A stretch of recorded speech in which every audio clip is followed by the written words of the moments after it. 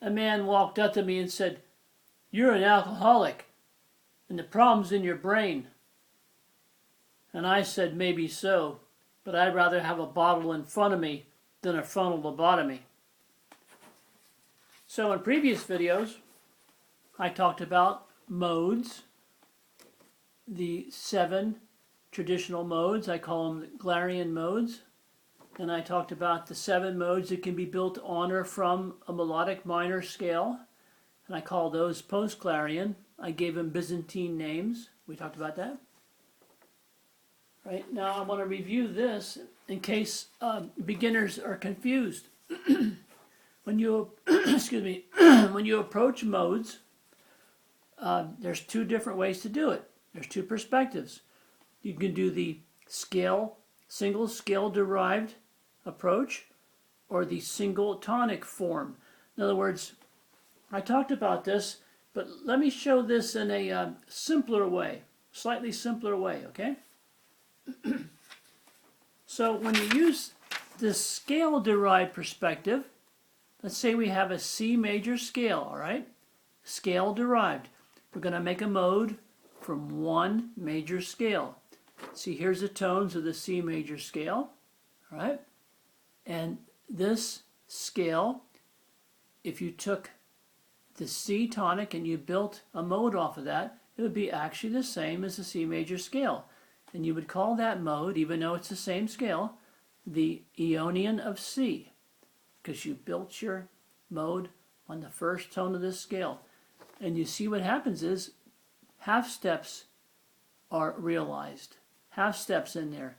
Here's a whole step, that's 2 half steps. There's a whole, that's 2. And here's 1 half step. So you see, this is the beautiful key here. This is the key feature. The half steps, the order, the arrangement of the successive half steps, all right, is what determines this Ionian mode. It's the half steps and the order that they occur in. Now as an example, let's start a mode on the tone D. All right, start on D and move on. All right, you have your tones here then, from D to D, from tonic to the octave of the tonic, and you see here that half steps are realized. In other words, the whole step would be 2 half steps, step, whole step, etc. And this, the arrangement, the order of the half steps is really what determines the mode. That's the key feature. That's the identifier. It's the half steps in between the tones that lets you know what mode it is. So here we ultimately have the Dorian mode, but it is the Dorian mode, all right, of C major. It is the Dorian of C, not the Dorian of D. That's a very important point that I always have to stress. So when you're doing the perspective, the scale-derived perspective, taking a major scale and building your 7 modes, this is what happens. The really critical part is the half steps, the sequence of half steps. That helps you identify the mode, and it gives the mood and the flavor of the mode itself. That's how the flavor and the feel is created. Now, when you use the other perspective, all right, the single tonic formation of modes, all right, let's say we have a C tonic. Our tonic will be C for all of our modes. This is different now. So here you have, let's say as an example, we'll have a Phrygian mode, and our tonic's going to be C. We map out our tones, all right? What we end up with is a Phrygian mode, but this is the Phrygian of A flat, because what that means is we took the 3rd tone of the A flat major scale and we start building our mode, and ultimately what lets us know, even if we don't know theory, what lets us know that this is the Phrygian mode is the succession, the order of half steps. That's really what makes that mode. See that there? This is the identifying feature here. So let's say we want to keep our C tonic. Okay, we're having a single tone formation. In other words, we're using the C again as the tonic.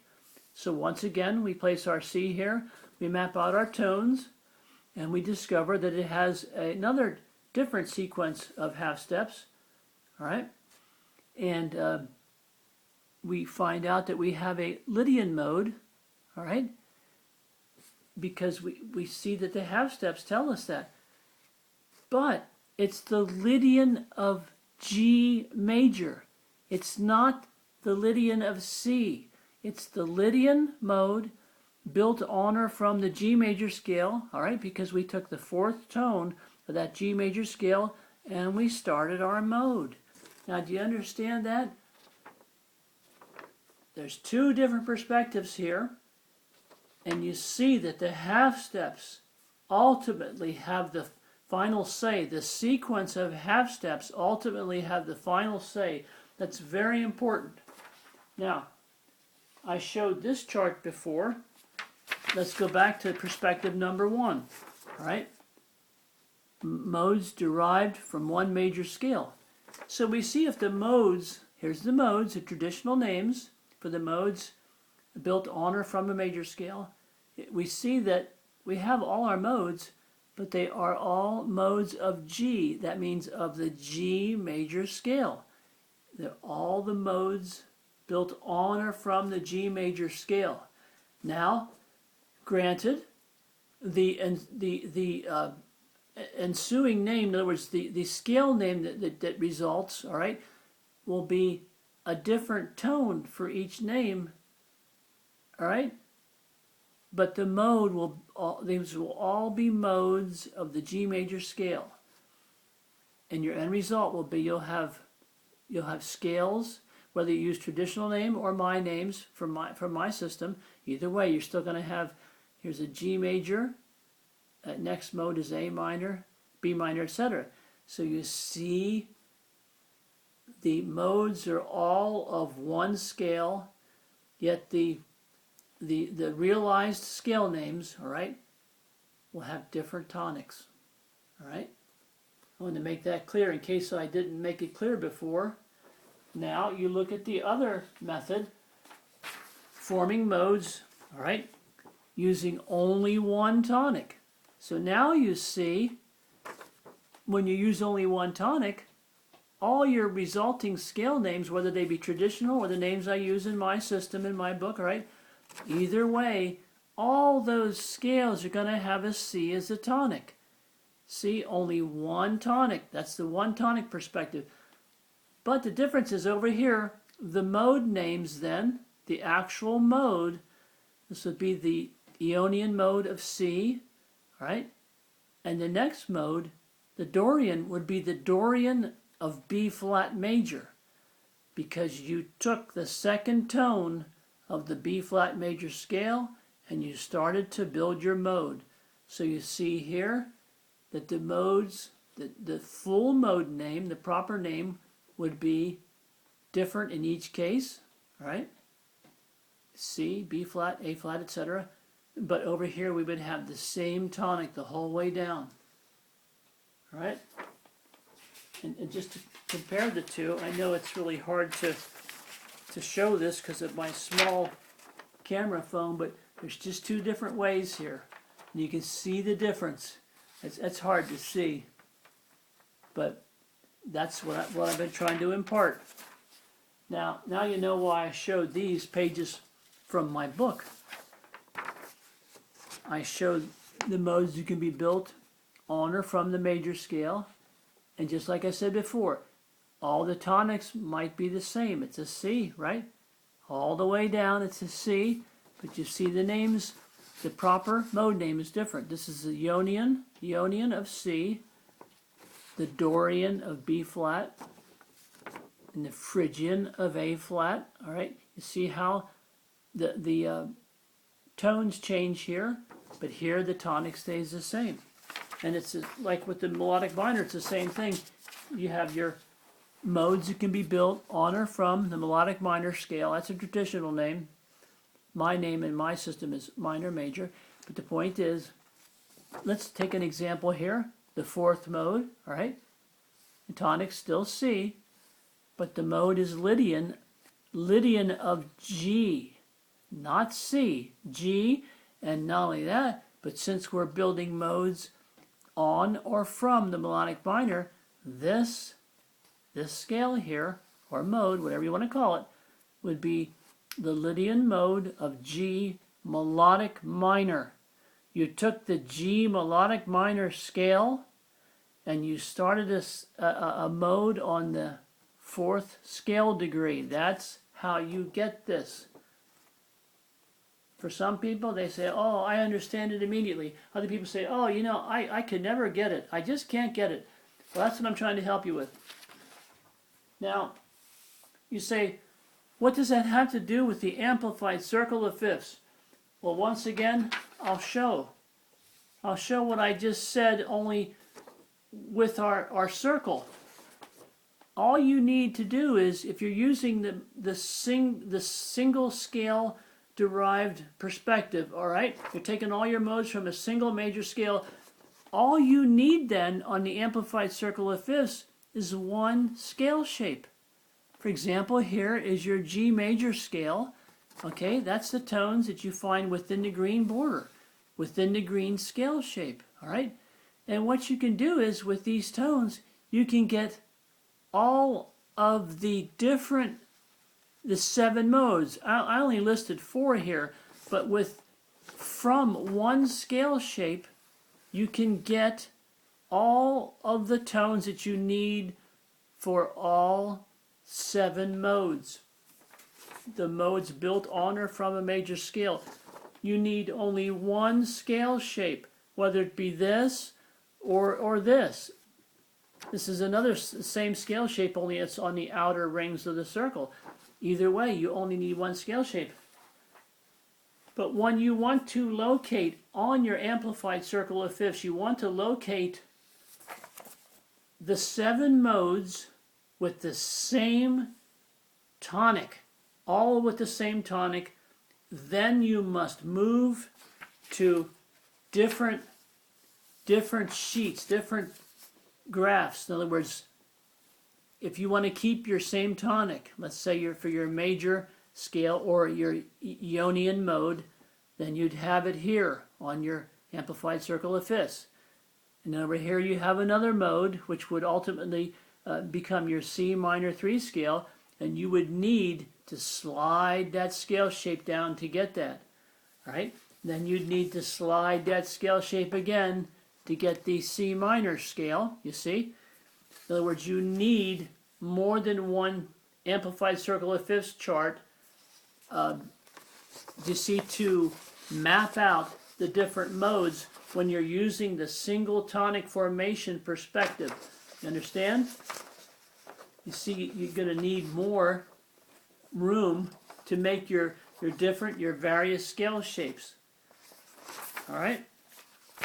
And it's the same way if you do the map out the modes built on the melodic minor scale. If you keep one tonic, let's say C, you're going to need several different charts to map out the different scales and modes, because it's just a slightly different system. All right? Now, the beautiful thing is, this is the point I'm trying to make in this video. This is very important. You say, how did it work out that you can map out all 14 modes or scales and even keep them? Let me get my handy tool here. How can you map out all 14 modes, 7 plus 7, and map them out and even keep them within each quadrant? See, they even nicely and neatly fall within each quadrant in every case, without exception. How can you do that? Did you say, Joey, did you get lucky, or did you steal somebody's idea? Did you copy? I say, no, I designed it this way. And you say, well, Joey, how can you do all 14 scales with only 4 scale shapes? You can use more if you want to, but I tried to show you that the only reason you would use more scale shapes is to prevent clutter. But how can you get all 14 modes or scales with only 4 scale shapes? And you say also, how can it be that, for example, for a C major scale, that the C, your tonic, falls in the major data ring, and how did you get it such that your C tonic for your, let's say your C minor 3 scale, falls in the minor data ring, and it works this way throughout all 14 scales or modes? Say, how can that even be? Well, this is the whole point of this video. This is the crux. I realized, remember my previous videos I talked about, I thought, well, you know what? I want to try using a major third interval from C to E, like on your bass, counter bass on your accordion, and I tried a major second, major third, all that stuff, and I didn't like it, and it didn't seem to be very productive. It didn't seem to be right. So I ended up with this. And I think, all right, now I could be wrong, but I think the key is in the choice of intervals, because a scale, almost every Western scale in Western music is built using minor seconds, major seconds, or augmented seconds. They are built using these intervals, either a minor second, major second, or augmented second. That's what you find in Western scales. You see here, as an example, you have from F to G flat, you'll have a half step. From F to G, you'll have 2 half steps, which you would call a whole step. And over here, you have from F to G sharp, you would have 3 half steps. So I think this is the key to making the amplified circle of fifths productive and successful.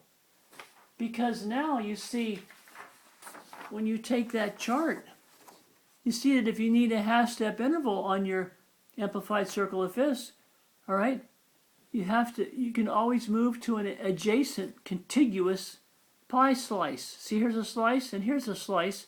You only need to move over one. So they're always available. And here's another one. You see that's orange, your half step. And here you have from C to D flat. So they're always close.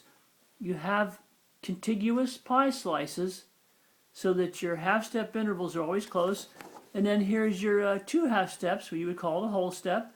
You see, and they're always available, all right, between 2 contiguous slices, whether it be here or here or here. And if you need 3 half step interval, okay, you need an interval of 3 half steps, well, that falls within the same slice. See, that falls within the same slice. So I think keeping in mind that if this is the way scales are built, all right, then you must try to accommodate that feature in the amplified circle of fifths, which I did. And I think that's the reason why we can do all this great stuff. So, the point, I know this is way too long, I apologize.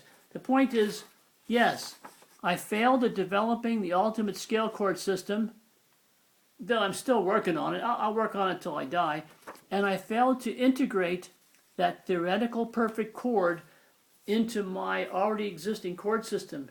But even though I failed in that area, I still got